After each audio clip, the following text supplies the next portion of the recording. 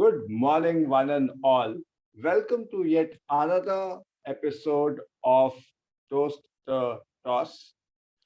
Well, the day has started on a very somber note, given that we have just received the news of the demise of a talented Australian cricketer, all-rounder, and a legend in the right sense of the word. We are talking about Andrew Symonds, who passed away in a car accident today. Uh, Before we start, Tejas, your views about Andrew Symonds. What are your memories of this great player? Tejas, you're on mute.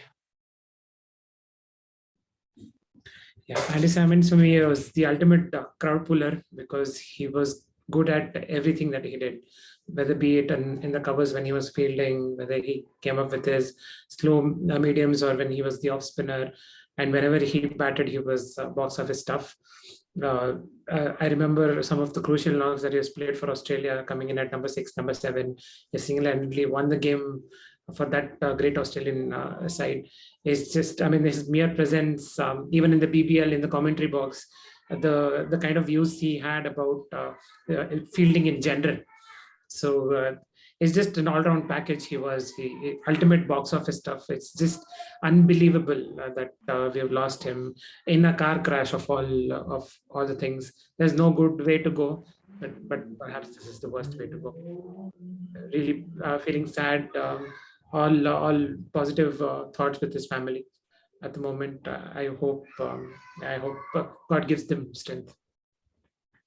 Bidhu, any particular memories of any particular knock of his that? Yeah, so my earliest memories, obviously the initial memories last long. So my memory dates back to 2003 World Cup, when everybody thought Australia was an unbeatable force, but the Pakistani bowling lineup actually put them under the mat. They had taken 4 quick wickets. And then Andrew Symonds came in 2003. He was not a big player at that time, and he was just starting to begin his career. And then the way he played the likes of Wasim Akram, Waqar Younis, Shoaib Akhtar, and helped Australia put that huge total on board. You just felt that this Australian team is a formidable force, even if they lose 4 wickets in the first 10 overs. And he kept continuing giving those performances, even when the Australian teams had the likes of, I think he came in at a time when Bevan was still active, and there was Darren Lehman who he was fighting for some place. And then he continued till the likes of Michael Hussey came in to play that role, finisher's role. So in spite of those players, he still continued to hold on to his place, and that shows how impactful he was as a player. So these were my fond memories of him as a player. Yeah, thanks, Bidhu, about telling us about your memories of Andrew Symonds. And you brought a lot of names. So I have always found Andrew Symonds like as charismatic as Chris Gale, because both of them were good batsmen, dependable batsmen, and the way they used to ball also, they would definitely take a wicket. So that's one thing I admire. Of all the names, Australian players you named, one name was missing.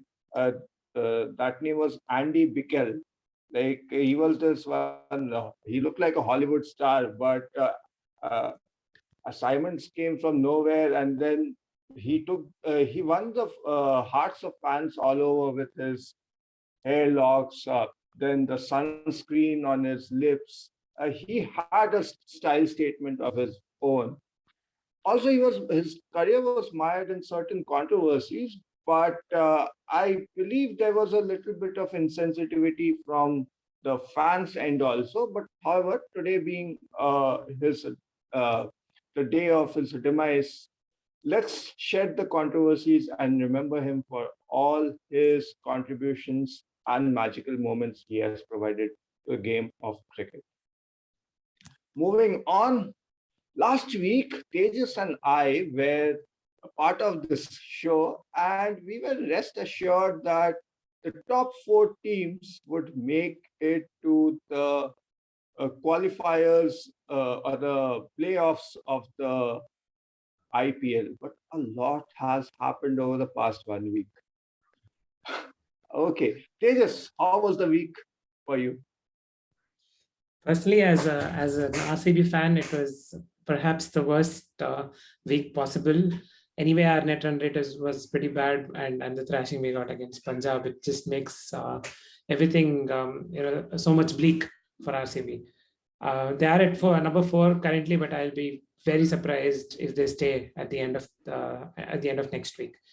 Yeah, I mean, that's just a familiar story for us. Every single season, at the end of the business end of the season, we take out our calculators and calculate stuff, but I don't think even the calculations will help this time.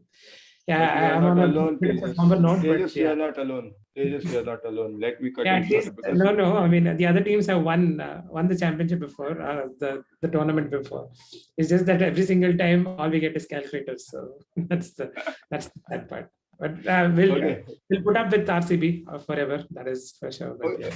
Speaking of RCB, we have another person who supports Rajasthan Royals, and they also had a mixed fortune. So, Bidhu, tell us how do you also bring the calculators before the end of the IPL? It would be strange if RR does not make it to top 4 because I don't think they have been below top 4 in the entire season. I think if they do, then it will again bring back all the memories of the Rahul Dravid throwing this cap. So it would be really frustrating to go out of top 4 if they don't win the last 2 matches. But look, they do not have Shimron Hetmeyer, and what they're trying to do is they're completely trying to reject their batting order. Instead of just pulling in Darren Mitchell or Jimmy Nisham and tell him to do that role, they're asking Samson to go down the order, putting in R. Ashwin. So they are bringing in newer puzzles to that team batting order. And other teams have shown that Josh Butler can be contained and Yuzi Chahal can be scored off. But I still feel they have enough with them to win at least one of the 2. So we'll talk more about the team strategies and the matches. And now we'll start with a very strange game. Lucknow Super Giants versus Gujarat Titans. What went wrong in that match? 144 by Gujarat, and then Lucknow's luck just went awry. Tejas. No, it was about time the man Rashid Khan showed up, and he did. I think that's the best I've seen him bowl throughout the season, and the pitch definitely helped him and the Lucknow batsman as well. But I think when he is bowling like that, it's smart to play him off and probably score from other people. But that that also didn't happen because the other Lucknow bowlers also they were bowling well too. But having said all that, LSG really should have scored 144. It is, it's not at all acceptable that they lose by around 60 runs, if I'm not wrong, around about 60 runs. Yeah, 62 runs. Yeah. In a tight tournament like this, in a quality tournament like this, the margin of 60 runs just doesn't appeal me. And I think Gautam Gambhir and KL Rahul would have had a proper dressing down in the dressing room and discussing the problem, because that was simply unacceptable from LSG. Yeah, that was a meek surrender by Lucknow Super Giants. Bidhu, any thoughts about that game? Just for the benefit of Lucknow Super Giants, every team goes through such patches, and that was the least match that could have hurted them because they still have the chance to get in the top 2 by winning one of the 2. Although one team is Rajasthan Royals, which I don't want them to win. But yeah, from a fan's perspective, I would have hoped that this game would come against Rajasthan Royals, but it came one game earlier. But look, Lucknow Super Giants still have the middle order issues. Marcus Stoinis hasn't been in form. Ayush Badani has been on and off. So they still depend upon KL Rahul and Quinton de Kock. And Deepak Hooda has been actually doing well for them in the middle over consolidation. So the middle order is an issue for them, and they have to really rectify it. Nice, you mentioned about Deepak Hooda. What are the thoughts about having Evan Lewis in place of Stoinis? It won't really hurt them because they have sufficient bowling options, right? It's just thinking, why not play Evan Lewis at 3? I think he opens for majority of his career. So how good he would? When Stoinis bats at number 6, not even number 4. So if he can push, yeah. I really believe Stoinis should be batting higher up anyway. But yeah, I mean, I don't know, with Stoinis, I mean, he's not being in touch at all. And Devin Lewis, if I remember correctly, the beginning of the season, he scored a couple of 50s as well, at batting at number 3. So why not bring him in at number 3 and just try it out? Because if Stoinis isn't working, top 2 is the priority for LSG. Anything below that, they will be very, very disappointed. Okay. And now I would be talking about the next match that involves Rajasthan Royals. The peculiar thing about this match was that the highlight of the match was the bails of the wicket, which refused to fall. So, Bidhu, should bails be given off in the 21st century? Is my question. Before we go to that, could you tell us about what happened in that match? Yeah, I mean, Delhi Capitals would be singing the song of Justin Timberlake, "What goes around comes around." Just the last encounter with Rajasthan Royals, there was a contentious snowball. It was not a wrong decision; it was just a contentious decision in my sake. But this time they got 2 things going for them. One was Mitchell Marsh, who umpire did not give him out, and nobody saw that the ball hit the pad first. It was plumb LBW. Mitchell Marsh had scored just 5 or 6 runs. And then David Warner stumped like the bails lit up. I mean, what can I say? I mean, it's up to the cricketers to take this issue up to the ICC. But I understand why it is not happening, because it cannot be. You see a lot of tournaments where the lighting is not there. So even if they do it for IPL, there would be tournaments when they have to bring in the bails. So there would be inconsistency, and that's why it is not being implemented. But yes, if the bails, if you saw the light, if it hit the wicket, I don't see why he was not out. Okay. What can I say? Karma is a bitch. Okay, no, let's not get into that. Now, Tejas, is Delhi peaking at the right moment? Like they started well, then they on and off performances, and now they seem to be in the right groove. I mean, it's just that they haven't been consistent, right? They have struggled to, field a proper 11. I don't think Prithvi Shah is coming back for the next couple of games too. Also, we need to cut them a little bit of slack, because for the majority of the tournament, they haven't had their best 11. Either it's because of COVID or injuries, or plain unavailability of the players that they've picked.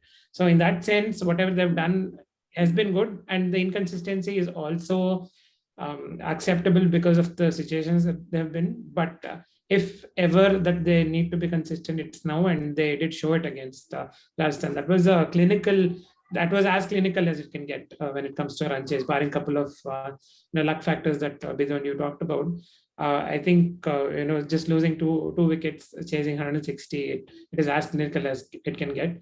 They have set in the proper formula now. They have good bowling attack as well, but it looks a little difficult for them to maintain the same peak. I don't think they'll qualify for the playoffs, but it is good to see someone like Rishabh Pant actually getting it right. Or you don't think Delhi will qualify? I think Delhi will be there. There's a surprise on his face when he mentioned that. Who do you think Arijit will replace? RCB? I think Delhi might pick both of your teams. I think one of either RR and RCB will definitely be there at number 4. Okay, I'm actually thinking, why not Kings 11, the way they played the other day? Yeah. We'll be coming to that match as well. But talking about inconsistencies and glitches, there was another match. 2 former champions meeting in the match. No one was interested, and suddenly it had the attention of everyone. And I believe it happened at the very first over or so. So, Tejas, what went wrong in MI versus CSK? The fact that they are 9 and 10 and they don't really care a lot about the results. I think that was the first thing that went wrong for the whole game, for the game of cricket, that is. You saw Rohit Sharma also all jovial at the toss, saying that we are trying out a few things. And, at Chennai, the kind of consistency they've shown over the years has happened because of the unity in their whole squad. They are like a family. They themselves say that CSK is not a team; it's a family. And we see that there's a controversy with Ravindra Jadeja giving back the captaincy, and Raidu now tweeting that he's retiring and then deleting the tweet. There's something not right over there for CSK. Even when the caretaker Dhoni is there, you can see a little bit of cracks. So the No off-field one is issues. listening. Yeah, No I know one the off. no one is listening to the karta of the family. Yeah. Okay, but I think there were some other technical glitches in the match. Like there was some issue with the DRS. Bidhu, can you reprise us about that? What was the issue with the DRS? Yeah, I mean, it was not available for first 15 balls or first 3 overs. And unluckily for CSK, one of the decisions could have been impacted by the DRS, which they could not take control. But I understand the frustration of CSK because the only good thing going for CSK in the last 3 games preceding the Mumbai Indians was the opening partnership of Rituraj and Devon Conway. So losing Devon Conway so early and putting the middle order, who were again blowing hot and cold to the bowling attack of Mumbai Indians, actually hurted them.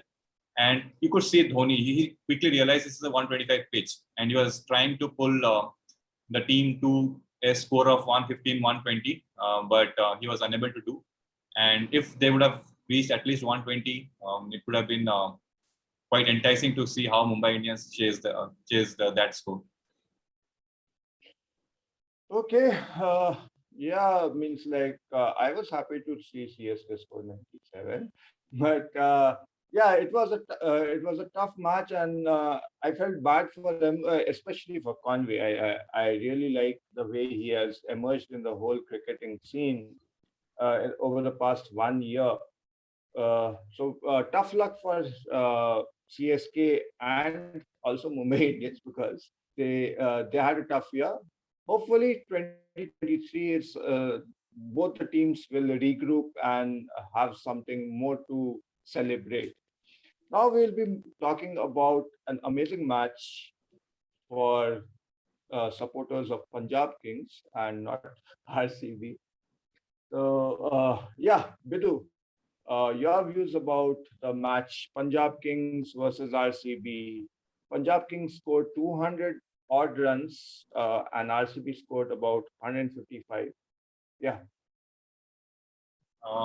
So the Punjab actually have reoriented themselves. They have redefined. Like initially, Punjab was with Odin Smith and Shah Rukh Khan to give the late order push, and hence they were playing only one of Livingston, Bairstow, and Rajapaksha. Of course, Bairstow was not available initially, but now they have completely rejigged their team. Mayank Agarwal is coming down.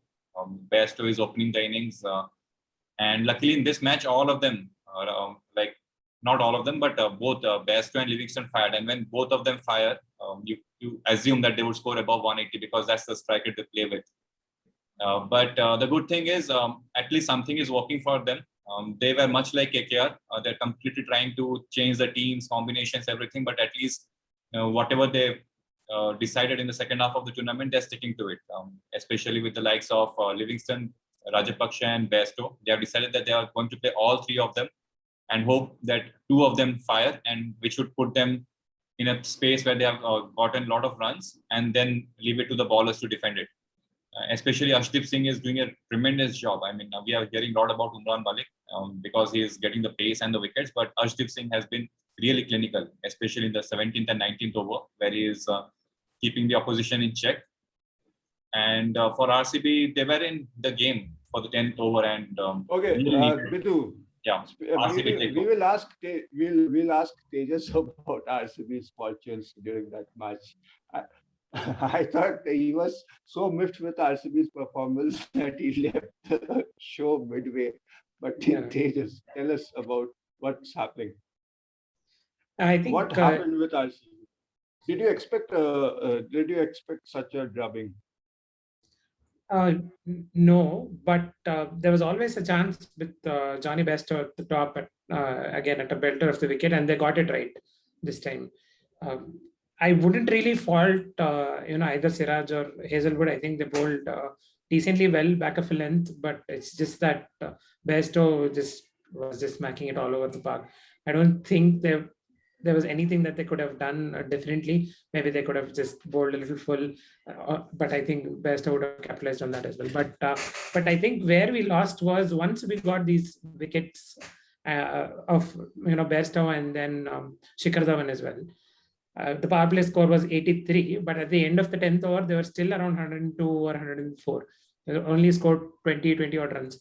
But then the momentum shifted again when Livingstone batted. I think they could have controlled Livingstone a little more. When he scored around 180, 185, they would have easily chased.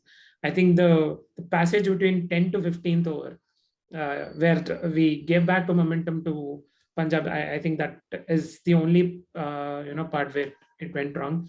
And I mean, with Virat Kohli, you open up all the dismissals that can happen in cricket. He's just taking them off one by one.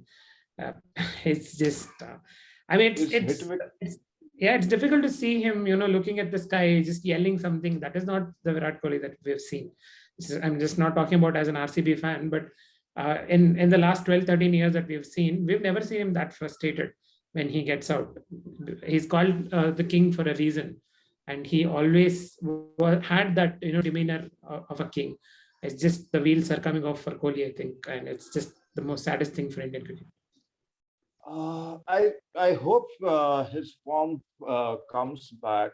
And there was this very funny video I watched of our what's his name? Yeah, RCB's Danis's video, like Virat Kohli lost his form. E-I-E-I-O.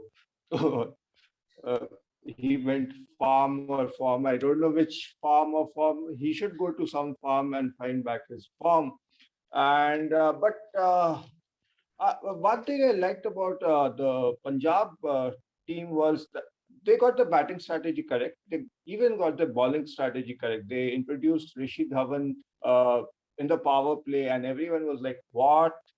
And then it just went like he took 2 crucial wickets in that over of his.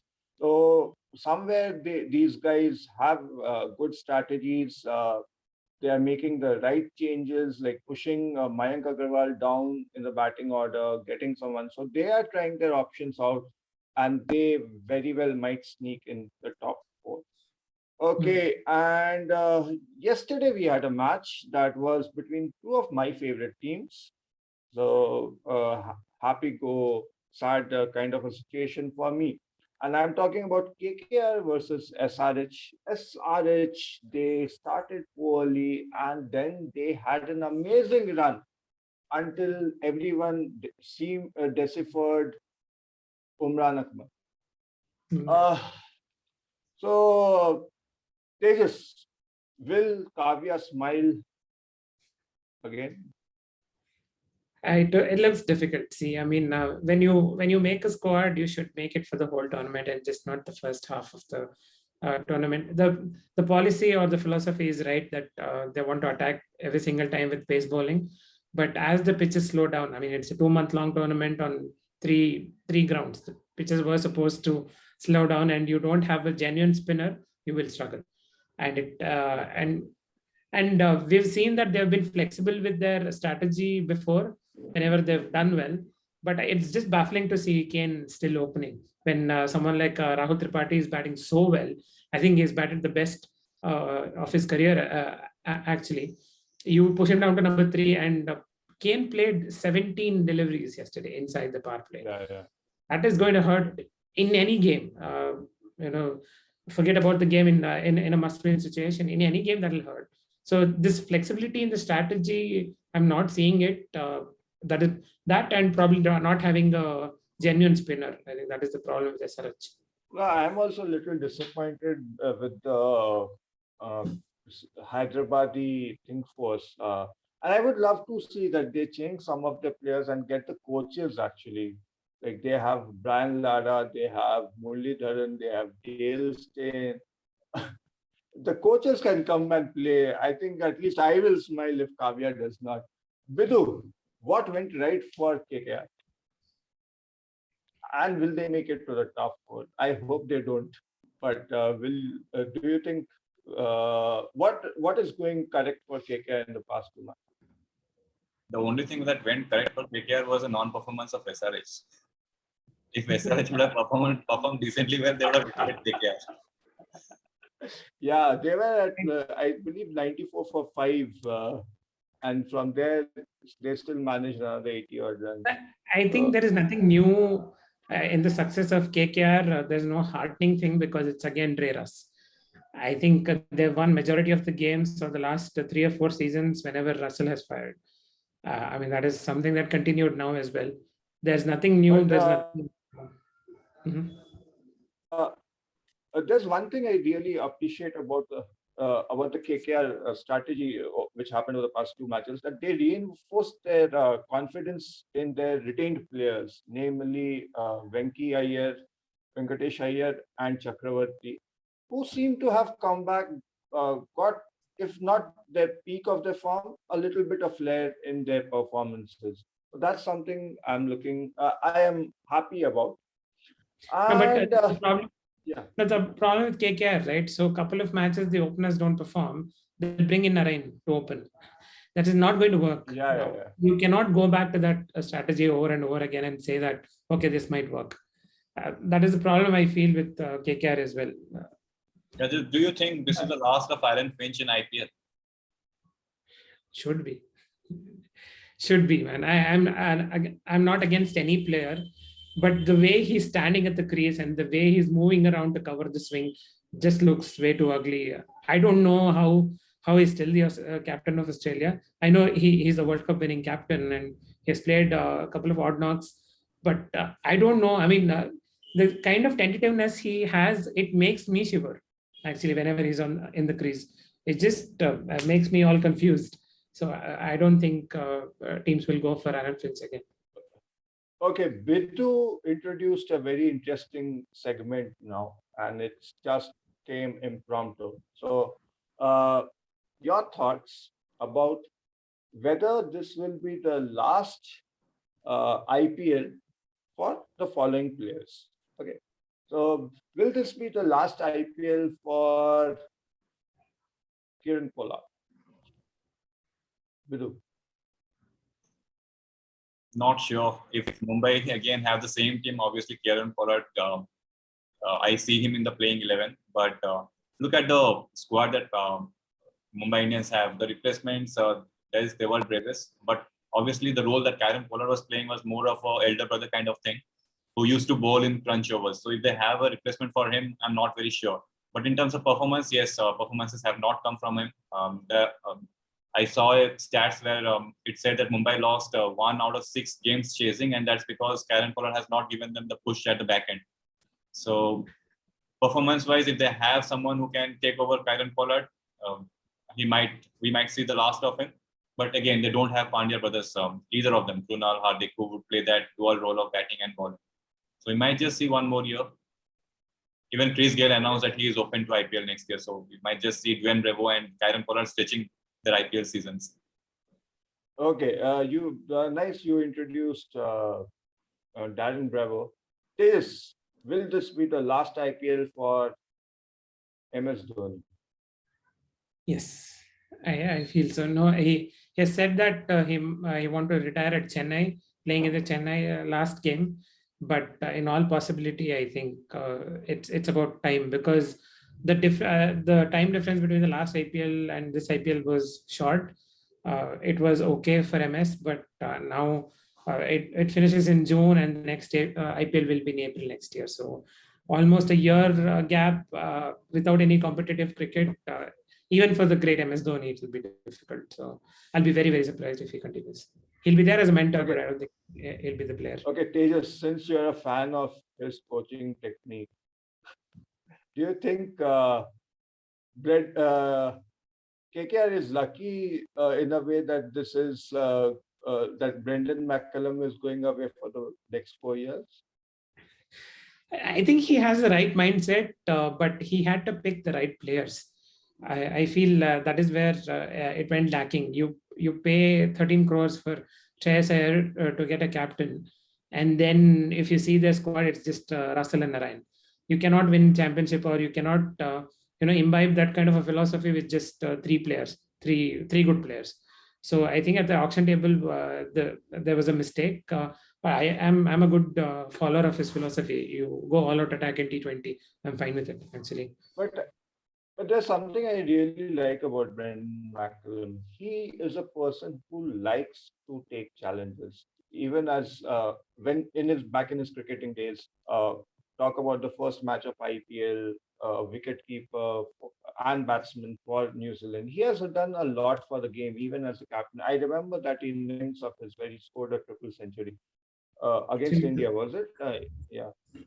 They were so I really love this guy. And Bidhu, do you think that the English Test team, which has had some reversal of fortunes over the past few years, after Bresnan left, not Bresnan, Trevor Bayliss left, do you think he will help in the revival of English Test cricket to a certain extent? I don't have all the facts, but I know for sure that especially in the bowling department, there has to be decision taken upon James Anderson and Stuart Broad, because in the last 1 year there has been a couple of occasions where they have been left out and no communications have been given, especially to them, like why they have been left out. Is it with the performance or they are trying to rotation or something? And we have seen a lot of players who had a couple of years with them retire early from the English Test team without even mentioning why. You saw Moeen Ali, who could have been a very good Test cricketer. He left. So in terms of who you want in the team, the openers puzzle is yet to be solved, since Andrew Strauss and Alistair Cook were a decent opening pair. So the top three is a problem. How Root comes back purely as a batter now, captaincy is not there on him, is to be seen. And of course, the availability of Ben Stokes. He has shown that he is not a player who will play all the games if there are 20-25 Test matches in a year. So if Ben Stokes is not available, who are you going to give the captaincy? Is it again Joe Root, or you are finding someone else? So these things have to be taken into consideration, and coach plays a big role in this. Okay, now I will ask you the last question, since we are about to close the show. And Bidhu, keep it short. Keep it short. No explanations. The top 4 teams to make for the playoffs next week would be. I think this is the top 4. I think I don't know why our RCB fans are not favoring them, but I still feel this is the top 4. Gujarat, Lucknow, RCB, RR, and RCB. Tejas, would you like to agree with Bidhu, or let's bring the calculators out? I want to, but I don't think that'll happen, because our last game is against the Gujarat Titans. They have a solid bowling attack as well. I mean, as hard as it is for me to say, but I think Punjab or Delhi will sneak in. More Punjab than Delhi, but yeah, I think either one of the teams. Top 3 remain the same. Yeah. Okay, on that very not so positive note for RCB fans, I hope to see RCB in the top 4. I wish they make it to the top 4, bring some smile on the faces of the fans from the passionate fans from Bangalore, and that's the city from where both Tejas and I hail. And Bidhu, he's from Delhi, and I don't know, he's rooting for Rajasthan Royals. Okay. Okay. Thank you, ladies and gentlemen. A nice, interesting show. Thank you, Tejas and Bidhu. Do like, share, and subscribe our channel. We'll be bringing more content on cricket, football, F1, and tennis. Yes, we are about to introduce a show on football soon. Okay, thank you. Ta-da. Thank you. Bye. See you.